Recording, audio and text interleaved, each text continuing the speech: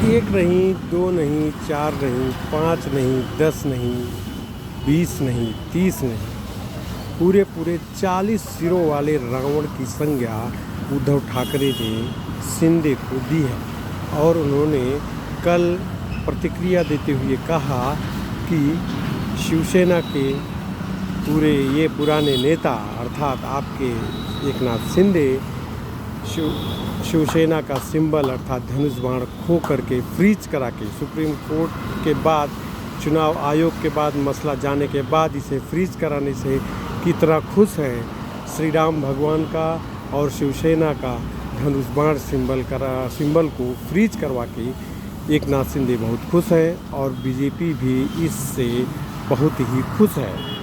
और उन्होंने कहा कि जिस तरीके से शिवसेना सुप्रीमो बाला साहब ठाकरे ने अपना पूरा जीवन शिवसेना के प्रति समर्पित किया और ऐसे धोखेबाज ऐसे गद्दारों से शिवसेना का पाला पड़ा है जिससे शिवसेना को कुछ नहीं होगा।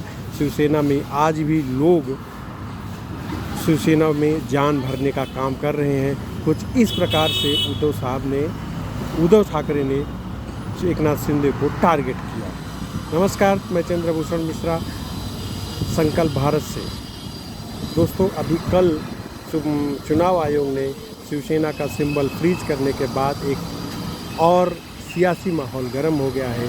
इस पूरे मामले में मैं आपको बताते चलूं कि अब शिंदे गुट और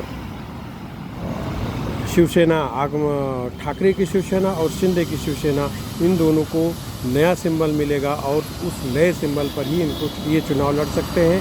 फिलहाल ठाकरे ग्रुप को त्रिशूल, मशाल और उगता हुआ सूरज 3 सिंबल दिए गए हैं जिस पे उनको ये फाइनल करना है कि किस सिंबल पर चुनाव लड़ेंगे। कुछ हो ना हो, लेकिन ठाकरे गुट को सुप्रीम कोर्ट से मात खाने के बाद अब कहीं न कहीं ये गुस्सा शिंदे गुट पर निकाल रहे हैं। और दशहरे की एक नहीं 2 रैली हुई, दोनों रैली चर्चा में भी रही। महाराष्ट्र के पूरे सियासी माहौल में एक अलग रंग और दिशा और दशा बनाने की भूमिका में रही। और ये भी कहना गलत नहीं होगा कि एकनाथ शिंदे के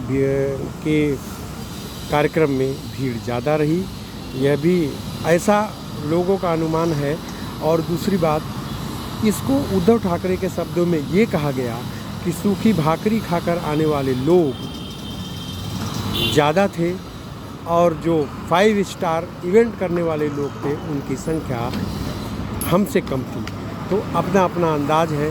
ठाकरे अपने आप को ओरिजिनल शिव सैनिक कहते हैं, एकनाथ शिंदे अपने आप को ओरिजिनल शिव सैनिक कहते हैं। लेकिन असली और नकली का पता अब चुनाव आयोग के हाथ में है। आज नहीं तो कल एक दिन इस पे पूर्ण विराम जरूर लगेगा। आज के लिए बस इतना ही। बहुत बहुत धन्यवाद।